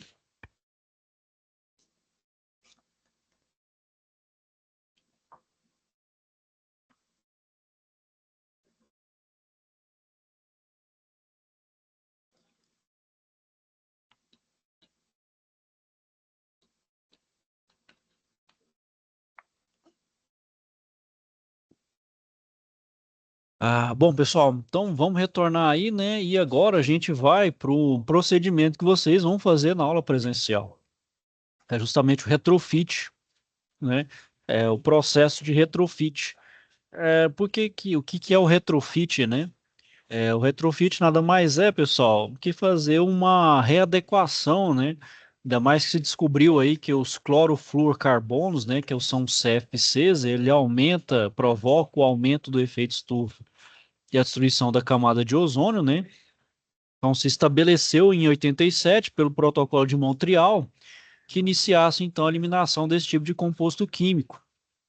E no ano de 92, com a emenda do Protocolo de Montreal, estabeleceu também que os hidroclorofluorcarbonos, que é o HCFC, apesar de ser menos nocivo, também fossem gradualmente eliminados. Que esses dois elementos, tanto o CFC quanto o HCFC, são capazes de deteriorar a camada de ozônio devido à presença do cloro. E com a proibição total de fabricação do HCFC a partir de 2030, então, ou seja, ainda estamos no processo que ainda tem no mercado, mas numa frequência já muito menor, né? Então, os fabricantes de equipamentos, né, pessoal, começaram a disponibilizar aparelhos que vão utilizar esses fluidos refrigerantes que não degradam o meio ambiente, né? Entretanto, pessoal, a gente sabe que, por ser antigo, né, então muitos lugares que têm essa instalação ainda tem, né? Então é utilizado, né? Por exemplo, em bombas de calor, sistema de ar-condicionado aí, porque 40 anos, ou seja, quantas casas que não tenha, né, nesse período todo aí, né? Então, para encontrar uma solução, a gente elaborou então, né, essa alternativa, que é justamente o processo de retrofit, que é converter um sistema de refrigeração, né, que é tirar esse fluido refrigerante com esses gases nocivos para um que não seja nocivo, né, ou menos nocivo possível, né. Então, pessoal, nesse algum caso de retrofit, né, nos quais há sistemas com configurações complexas de tubulação, eu também preciso adicionar lubrificantes. Então, é possível que sejam necessários ajustes, então. Então, não é meramente fazer uma troca. Vou tirar esse que é nocivo e colocar um novo. Não, preciso fazer algumas adequações, como a tubulação, o lubrificante adequado, o dispositivo de expansão e trocar até alguns componentes, como anéis de vedação. Porque pode ser que o anel de vedação, além do desgaste natural, pode ser que aquele anel de vedação, com um novo fluido refrigerante, se desgaste rapidamente ou venha ter uma característica corrosiva, eu preciso então trocar um anel de vedação que seja adequado para aquele novo gás refrigerante, né? Então, pessoal, em alguns casos também não é necessário também alterar os lubrificantes, né, que eram utilizados. Pode ser que não haja necessidade, né? E com um processo também pode ser que eu obtenha o mesmo desempenho similar, né, quando comparado ao fluido refrigerante anterior. Então, posso manter? Pode. Em alguns casos você pode melhorar, outros piorar, né? Depende da adequação que você venha a fazer, né? Bom, então, pessoal, eu tenho que ter algumas funções em mente, como, por exemplo, norma de segurança, verificação de vazamento, né? Então, são os procedimentos que a gente tem aí, atender as normas de segurança, verificar um vazamento antes de adicionar, né? Então, eu retiro, né? Primeiro eu vejo se tem algum vazamento, ver que eu tenho vazamento, eu retiro, né? Eu faço uma evacuação, né? Retiro o gás refrigerante e desidrato, né? Ou seja, eu tiro qualquer umidade que esteja ali presente. faço a carga, faço um superaquecimento, eu recupero e faço as modificações necessárias, né? Podemos também fazer aí um processo de estanquidade para ver se tem vazamento ou não do sistema, né? Também, pode também, perfeitamente. A norma também fala com relação a isso, né? Verificar ali, faz um teste de estanqueidade, ver se não tem nenhum vazamento. Você pode utilizar o gás lá, o R141, se utiliza para fazer esses testes, né? Principalmente para tirar particulado, para retirar umidade, retirar óleo. Então, toda impureza utiliza o R141. Pode também até utilizar ele para fazer teste de estanqueidade também, que ele é considerado, vamos dizer assim, um gás neutro, né? Um gás refrigerante neutro, que ele não reage tanto, você pode utilizar ele, até pelo preço dele também mais em conta, né? Ah, então, pessoal, a gente tem que utilizar as normas de segurança, principalmente com relação à toxicidade, então usar os EPIs adequados, né? Não fazer isso em um local fechado, é, utilizar máscara, né? Então toda forma aí fazer então uma espécie de exaustão também, né? De forma que evite a toxicidade, né? Então aqui tem algumas normas aí, como NR6, 7, 9, né? Muitas são utilizadas aí. Para manutenção, né, pessoal, nos edifícios aí, né, na questão da EPI, né, a botina de segurança, né, capacete, luvas com isolamento, óculos de proteção e protetor. Se você for fazer isso em altura, né, botina de segurança, capacete, o cinto do tipo paraquedista, né, não sou de rapel aí, o sistema trava-queda, a escada com isolamento para eletricidade, né, caso estiver trabalhando perto de fiação, né, as luvas de segurança com isolamento, os óculos e também um protetor auricular, né. Bom, pessoal, então qualquer fluido refrigerante, pessoal, por mais dito inofensivo que ele venha a ser, que o, né, fabricante venha a dizer, ele causa danos e até ser fatal, né? Então, vamos seguir algumas recomendações. Primeiro, nunca trabalhar em locais fechados, né?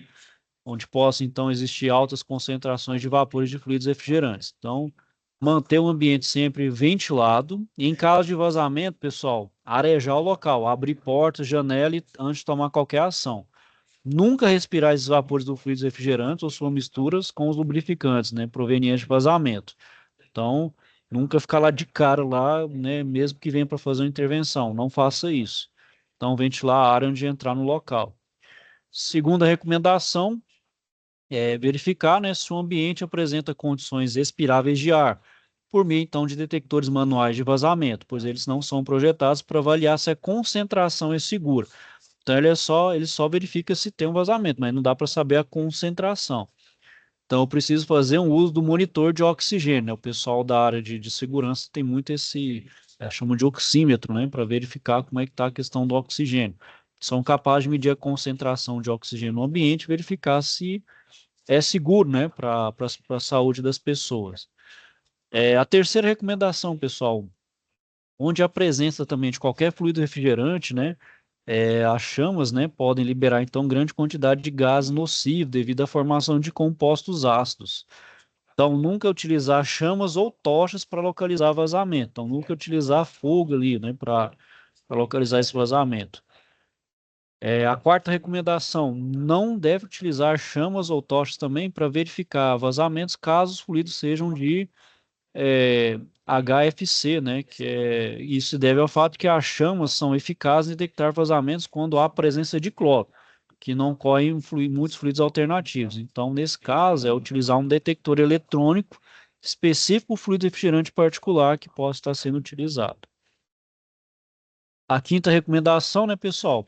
Se você utilizar o processo de brasagem e for verificado uma mudança de tamanho ou de cor da chama do maçarico, interromper imediatamente, né? Então, tá fazendo a brasagem lá e viu uma mudança, para imediatamente e comece a evacuar o local, né? O local de trabalho. Além disso, é preciso arejar o ambiente, verificar a existência de possíveis vazamentos e realizar esses reparos. Somente após essas ações a gente pode retornar ao trabalho, pois, né, alterações na chama podem indicar então altas concentrações de fluido refrigerante, que em virtude da queima e da própria chama do maçarico, gera essa intoxicação. E sexta recomendação, pessoal, o manuseio, ele é perigoso, qualquer fluido refrigerante, caso não seja feito de forma correta. Então, além desses riscos, né, citados anteriormente, o líquido ou vapor sob alta pressão, ao sofrer vazamentos, ele resulta em queimaduras, devido também à baixa temperatura, que pode estar, devido à pressão e temperatura ali, ele pode estar uma temperatura extremamente baixa. Então, tem aquela queimadura inversa, né, por frio, né? Então, sempre utilizar equipamentos de proteção, né, pessoal? Sempre coberto, né? Evitar a pele exposta e manter sempre a atenção durante a instalação e manutenção. E a sétima recomendação, né, pessoal? Além desses riscos causados pela combinação entre refrigerante e chamas, essa alta concentração desses fluidos também pode levar à asfixia e parada cardíaca, né? Então, caso a exposição ocorra por um grande período de tempo. Então, para verificar quais são as condições de uso, né, armazenagem e manuseio dos fluidos, a gente obtém as informações disponibilizadas pelo fabricante e os órgãos credenciados. Bom, então, pessoal, a gente vai fazer uma verificação de vazamento. Então, a fim de evitar esses vazamentos de fluidos, pessoal, pode ser, então, que pode ocasionar perda de refrigerante, perigo à saúde, problemas ambientais e até falhas no sistema. Então, a gente utiliza as técnicas de espuma, detector eletrônico e de estanqueidade, né? Para o teste com espuma, né, pessoal, a gente observa então a formação de bolhas, né, que são oriundas de substâncias comerciais da mistura de água e sabão. Quando a gente faz na nossa casa ali, quando vai instalar um gás, né, a gente utiliza ali uma espuma para ver se tem vazamento ali, né. Então a gente pode fazer isso, pessoal, em conexões, né, juntas, soldas, válvulas, visores e outros pontos críticos. E caso a solução de água e sabão seja escolhida, a gente tem que atentar porque ela seja, então, a mais aquosa, né, com mais água possível, né, para verificar a existência de pequenos vazamentos e só desconexões, né. Os testes com os detectores eletrônicos, né, vão ser com equipamentos que vão identificar especificamente um fluido refrigerante, então vai depender de qual fluido eu estou sendo aplicado, então tem que ter um conhecimento de qual fluido eu esteja utilizando. E quando isso ocorre, o meu detector emite um sinal sonoro que é proporcional à concentração do meu fluido. Então, eu tenho que ter então conhecimento de qual fluido estou lidando ali, porque o detector ele vai variar de gás para gás, então ele não é universal, não serve para qualquer tipo de gás, tem que ser para o gás específico. Para fazer o teste de tanqueidade, pessoal, eu tenho que usar uma bomba de vácuo para aplicar uma pressão absoluta em na ordem de 1 milímetro de mercúrio, podendo variar de acordo com o tipo de sistema. Esse vácuo ele pode ser mantido por 5 horas e após esse período fazer uma nova medição da pressão para avaliar se há ou não vazamento. Então, apesar de ser bem eficaz, não é possível identificar a fonte de vazamento. Então, por exemplo, ele dá para fala tem um vazamento, aí só não me fala onde, né? Então, ele é bom para só qualificar se tem ou não vazamento, mas ele não dá exatidão de onde está esse vazamento. Esse aí é da estanquidade negativa, né? Isso, esse Pra aqui eu bomba. aplico, nesse eu aplico o vácuo, mas é um vácuo bem pequenininho, né? Não é um vácuo de, vamos dizer, não é aquele vácuo de, ao ponto de, vamos causar uma espécie de implosão, né? Que é uma explosão Aham. inversa. Ele é só aquele bem pequeno, que ele dá para ver, ele identifica, tem, assim, ele fala, tem vazamento, mas não dá para saber aonde. Aí, dependendo se o meu circuito for muito grande, né? Se o meu circuito for muito grande, fica meio difícil para estar olhando ponto a ponto, né? Se for um sistema curto, né? Por exemplo, um sistema residencial aí que as distâncias são bem curtinhas, né? Dá para saber, mas porém também a questão você vai ter que ficar retirando, provavelmente você vai olhar, você vai ter que retirar ali isolante, né? Então você vai ter que retirar isolante, vai ter que danificar o isolante, vai ter que refazer toda a isolação ali e fazer o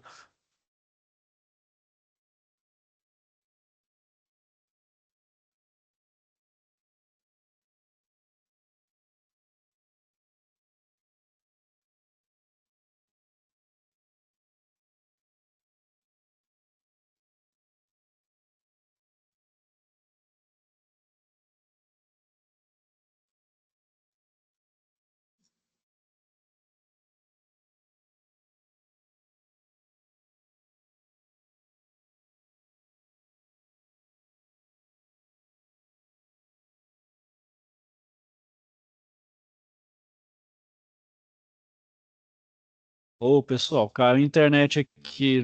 Aí foi que a internet nossa caiu aqui. O professor aqui também estava. Mas retornamos aí, pessoal. Então vamos lá. No passo a passo aí que eu falei, né? O primeiro passo é fechar a válvula de serviço na parte de sucção, né? Que é onde o meu compressor ele faz a sucção ali do meu fluido refrigerante. O segundo é conectar a mangueira de baixa pressão do manifold, né? Então a gente utiliza o manifold lá, que é a mangueirinha azul, na válvula de serviço. O terceiro passo é conectar a mangueira central do manifold, que é a amarelinha, na bomba de vácuo, né? Então verificar se a mangueira é correta para esse procedimento e se é adequada para propiciar a abertura da válvula de serviço. Vou instalar o vacuômetro, né? Que eu vou então ver qual que é o nível de vácuo que eu vou aplicar ali e verificar se está devidamente calibrado.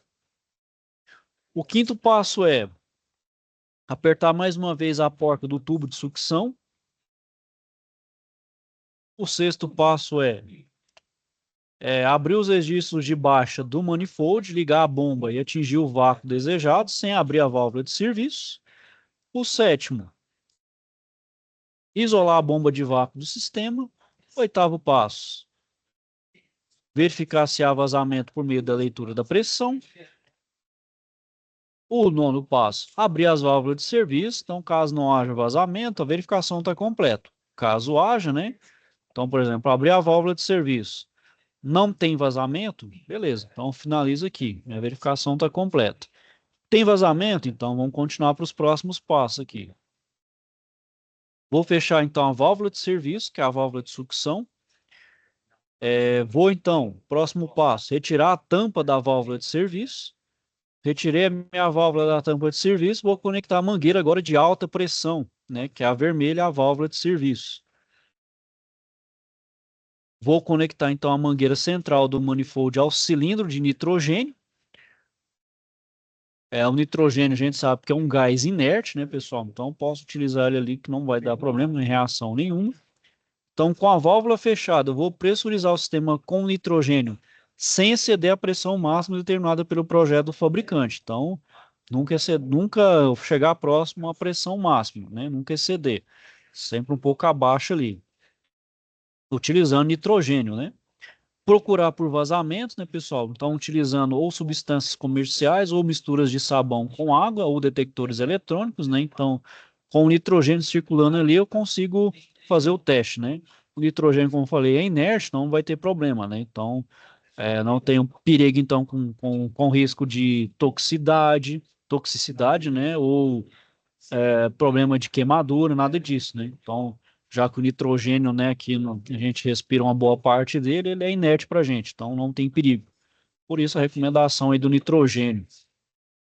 Achou alguma coisa, pessoal? Né, algum vazamento ali? Então refaça soldas, flanges ou troque componentes, né? Pode ser uma válvula ali, um anel de vedação, troque também o que apresentar vazamento. E por fim, verificar novamente, né? Verificar se está tudo certinho, se não tem mais vazamentos, né? Fez toda a intervenção, viu que não tem vazamento, você retorna tudo ao normal aí.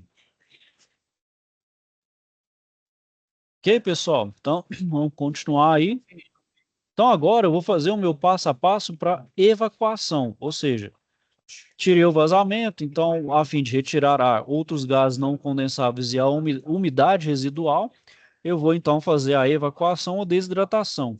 Então, isso vai garantir que não tenha substâncias que poderiam reagir quimicamente com as partes metálicas do sistema, contaminar o fluido refrigerante, decompor o óleo lubrificante ou então causar uma alta pressão devido a líquidos não vaporizáveis. Então, para realizar essa evacuação, pessoal, eu vou utilizar uma bomba de vácuo, onde eu vou atingir pressões na ordem de 500 micrômetros de mercúrio, ou seja, menor ainda do que 1 milímetro. Então, ele pode variar de acordo com o fabricante, modelo e fluido utilizado. Então, eis o passo a passo. Então, sempre fechar a válvula de serviço, que é de sucção, conectar a mangueira de baixa pressão do manifold, que é geralmente azul, na válvula de serviço. Vou conectar a mangueira central do manifold, que é a amarelinha, à bomba de vácuo. Então, verificar se essa mangueira é a correta e se é adequada, né? Vou instalar o vacuômetro, né? Então, para fazer então a medida, né, a regular ali o meu vácuo aplicado. Vou apertar mais uma vez a porca do tubo de sucção. Depois eu vou abrir os registros de baixo do manifold e ligar a bomba até atingir o vácuo desejado, sem abrir minha válvula de serviço. Vou fechar o registro de baixa do manifold, então fecho o registro de baixa. Vou desligar a bomba e vou liberar o fluido refrigerante por meio da abertura das válvulas de serviço, onde vácuo, então eu vou atrair, né? Eu vou fazer a sucção do 5 segundos depois, então você vai abrir a válvula de serviço. Então fiz a evacuação aqui do meu sistema, né?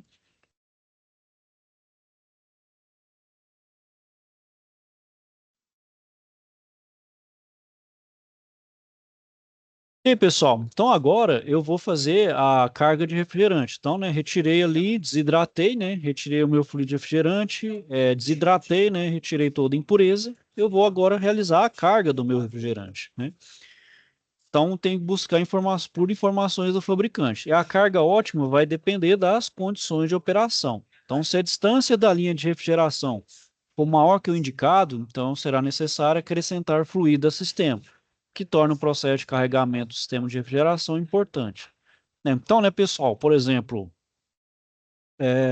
se o meu condensador, pensando aí num caso aí residencial, né, se ficar muito distante, até o meu fabricante fala, tantos metros você faz uma adição de tantos gramas de refrigerante. Então, o meu fabricante, ele sugere, né, que a cada tantos metros a mais de tubulação, você tem que adicionar, então, tantos gramas a mais, uma massa a mais de refrigerante no meu sistema, né? Então, outro fator também é a mudança do fluido, né? Então, quando se realiza esse retrofit, as cargas podem ser tanto maiores quanto menores. Então, eu tenho que ver com qual o gás que eu estou fazendo a substituição. Um teste que eu tenho que fazer, pessoal, é o teste de superaquecimento. Então, ele é um teste na condição de funcionamento, no qual o sistema de refrigeração ele é capaz de operar em segurança e com rendimento aceitável. Nesse teste, o ajuste correto do dispositivo de expansão, ele permite que o fluido ocupe, então, a maior parte do evaporador e que chegue ao compressor, né, apenas em sua fase gasosa. Então, é justamente fazer um teste de forma, então, que o meu sistema ele é capaz de operar em segurança e com um rendimento aceitável. E o que que essa condição é? O meu fluido ocupe a maior parte do evaporador, né? Ocupe a parte do evaporador, né? E que se ele chegar no meu compressor, ele esteja no seu máximo possível na fase gasosa, para ele não danificar o meu compressor. Então isso garante então que o meu sistema opere com segurança e com um rendimento dentro do esperado. Então, como é que eu vou fazer esse cálculo do superaquecimento, pessoal? Então, eu vou limpar os filtros de ar da unidade interna, os trocadores de calor, para não haver alteração. Vou instalar um manômetro de baixa pressão na conexão da válvula de serviço do tubo de sucção. Colocar o termômetro em contato com o tubo de sucção aproximadamente 15 centímetros antes do compressor. Vou isolar o termômetro para a temperatura ambiente, então não afetar, né, não ter erro de leitura na minha medição. Após 5 minutos, eu vou medir a pressão de sucção. Depois disso, eu vou determinar a temperatura de vapor saturado para a pressão de sucção obtida. Né? Então, o meu manual do fabricante ele vai ter essa tabela de pressão de vapor, né, do meu fluido refrigerante. Feito isso, eu vou obter então a temperatura de sucção, vou medir a temperatura na entrada do compressor, vou subtrair o valor obtido então no passo 7 da temperatura de vapor saturado. Então, o valor obtido vou corresponder ao superaquecimento. Então, quantos graus eu superaqueci o meu fluido refrigerante.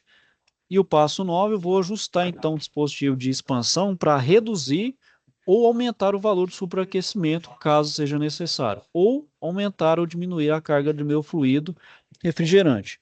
E no caso, né, pessoal, seguir as orientações determinadas pelo meu fabricante.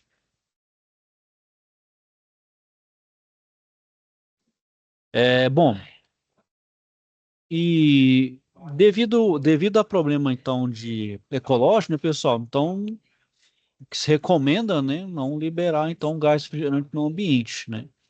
Então, utilizar então recipientes, né?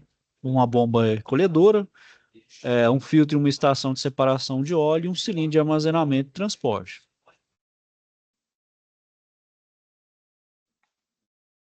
Bom, então, pessoal, alguém quer falar alguma coisa aí, pessoal? Bom, então, pessoal, como a gente viu aí, né, os fluidos refrigerantes nocivos estão sendo substituídos pelos fluidos alternativos, né? E como vou saber, né, se preciso substituir determinado fluido do sistema? Então, dentro de prazo que varia entre 10 e 20 anos, os fluidos nocivos pararão de ser produzidos, né? Então, no caso, ele estabeleceu 2030, né? Então, esse evento não vai ser opcional, então vai ser necessário. Então, uma hora, todos os aparelhos, desde os antigos, ou se faz uma compra de um novo, ou faz esse processo de retrofit, né? Para poder, então, se adequar, né? Bom, então, pessoal, alguns critérios aí para selecionar um fluido na hora de fazer um retrofit, né? Então, por exemplo, tem a capacidade de refrigeração, eficiência, sua vazão de massa, compatibilidade com lubrificante, a aprovação do fabricante do compressor em relação à substituição de químicos, né? Então, verificar se o fabricante do compressor indica aquele determinado fluido refrigerante, seu potencial de aquecimento global, seu potencial de agressão à camada de ozônio, o custo do retrofit e interrupção de vendas, né? Bom, então o que que é a capacidade de refrigeração? É aquela capacidade, pode perguntar, Rom. Quer falar alguma coisa? Sim, então esses gases, o líquido refrigerante que vai ser trocado é mais então residencial, porque você falou que na indústria o custo é alto, né? Não, não, eu falei do custo alto no caso da amônia, né? Substituir a amônia por um outro, né? A amônia não tem como, a amônia é tóxica. Mas como é que você vai falar para fazer um retrofit na indústria a amônia, sendo que a amônia é o mais eficiente, né? É a que consegue melhor, por exemplo, refrigerar, por exemplo, uma câmara frigorífica que é muito grande, geralmente é extensa, é enorme, né? Quem já trabalhou na área alimentícia já viu que as câmaras frigoríficas foram do tamanho de um galpãozão bem grande, bem isolado. E como é que você vai refrigerar todo aquele ambiente? Além de os isolantes garantir, eu preciso que o meu gás refrigerante, no caso a amônia, consiga fazer isso de forma eficiente. Um outro gás consegue, porém, igual eu te falei, o custo vai ser alto. Então, por isso que ainda se trabalha com esse risco da amônia, né? Se trabalha com o risco da amônia justamente por causa disso, questão financeira. Mas o residencial comercial, por exemplo, um retrofit, além dele ser necessário, né? É bem mais em conta, né? Mais barato, né? Então você pode substituir aí sem problema, né? Até por questão também aí de não uso, né? Ou seja, até 2030 não vai ter mais nenhum desses tanto CFC quanto HCFC vendendo. Então, vai ser urgente. Aí, dependendo também, o retrofit, uma coisa você vai ver também, compensa fazer um retrofit, dependendo do lugar, o que que é melhor fazer? É, faz um, você troca e compra um novo, né? Ou dependendo, dá para fazer um retrofit aqui? Dá, né? Então, vai depender aí da ocasião. Pode falar, Jaime. Sim, boa noite. Você falou Boa noite. os riscos da amônia, sobre a amônia, mas tem como amenizar esses riscos? Bom, fazer um sistema de segurança, né? Então, um sistema de automação de segurança. Então, por exemplo, assim que tiver um mínimo, por exemplo, amônia, tiver aquele mínimo de vazamento, dispara alarme, né? Então, dispara alarme para toda a produção. O pessoal faz, então, todo, né? Isso é o pessoal de segurança do trabalho também atua nisso, né? Então já faz uma evacuação, por exemplo, de um prédio onde tem um sistema. Então joga todo mundo para um lugar aberto, totalmente ventilado, né? E se tiver vazamento ali, isola tudo. Então todo mundo para fora, cobre rápido, né? Faz ensaios, né? Então sistemas como se fosse um alarme de incêndio, né? Só que aí, no caso é um vazamento de amônia, né? Então, opa, vazamento de amônia, todo mundo sai fora. A pessoa que, por exemplo, está fazendo uma intervenção, uma pessoa da manutenção, pô, tem que fazer uma intervenção de manutenção. Ele vai andar com um oxímetro para verificar e detector de gás também de vazamentos. Qualquer coisa detectou, sai fora também. E ele vai usar uma roupa também toda especial. Parece aquele pessoal que anda com aquela proteção nuclear, né? Que é todo fechado mesmo, até aquela máscara, para evitar mesmo contato contato por pele, pelos olhos, boca também, nariz, respirar principalmente, né? Então, utiliza-se todo o aparato, todo o equipamento, né? Então, é investimento em treinamento, coisa de segurança direta, principalmente o pessoal que está diretamente envolvido, né, na área na área, aí, por exemplo, refrigeração por amônia, e tentar, então, trabalhar preventivamente, né, sempre na prevenção do acidente, né, principalmente que é bem crítico, né, então é na segurança, a gente sabe que é crítico, né, então, e então as indústrias, né, ela prefere então investir nessa parte de segurança, que ainda assim é bem menos danoso, bem menos custoso do que, por exemplo, substituir por um sistema, né? Por um sistema de um gás que hoje o dito gás mais eficiente não chega próximo do poder da amônia dessa questão de refrigeração, infelizmente. E não é por falta de estudo, não, pessoal. A pesquisa aí, essas pesquisas mesmo para achar um substituto para amônia aí, pessoal, incansável. Esse é no mundo inteiro, é todo mundo, assim, qualquer país aí que investe minimamente em pesquisa está tentando achar uma alternativa, né? E no momento que achar, pessoal, no momento que já falar, ó, foi estudado, tá amplamente utilizado, você não vai ter dúvida que vai ser igual esse do CFC, do HCFC. Até já vai dar até prazo, ó, até, sei lá, vamos supor que agora achou um gás, então até 2050, 2060, faz a troca desse sistema de amônia. Não vai utilizar mais amônia, né? Da mesma forma que foi feito com esses CFCs e HCFC, né? Ok, já me consegui. Tá respondido aí? Sim, respondeu sim. Então, mas pelo fato dela ser tão perigosa, mas ainda, no momento, é a única que consegue suprir as necessidades, né? E ainda mais nas indústrias de grande porte aí, né? Indústria frigorífica, né? Que precisa utilizar um sistema de refrigeração grande, né? É o melhor, né? Então, o mais eficiente. Não, eu não tenho um, eu falo, né? É difícil ainda não acharam um que for, vamos dizer assim, que não seja tão danoso, principalmente à vida humana e também ao meio ambiente, né? Que a gente sabe também que não só o impacto com as pessoas, mas no meio ambiente também é muito, né? Que a amônia, ela é tóxica, né? Então, ela pode filtrar no solo, dispersar no ar, né? Então, é complicado, né? Tudo é na cultura de prevenção, né, pessoal? Ok, Jaime? Ok. Rômulo também, tudo certo aí? Só para. Ok, ok. Ok. Bom, pessoal, Você- então aí, depois se vocês quiserem dar uma lida no resto aí, né? Questão aí do fluido refrigerante. é, Vou finalizando aqui por hoje, certo? É, s- Alguém quer falar mais alguma coisa? Tem mais alguma dúvida aí?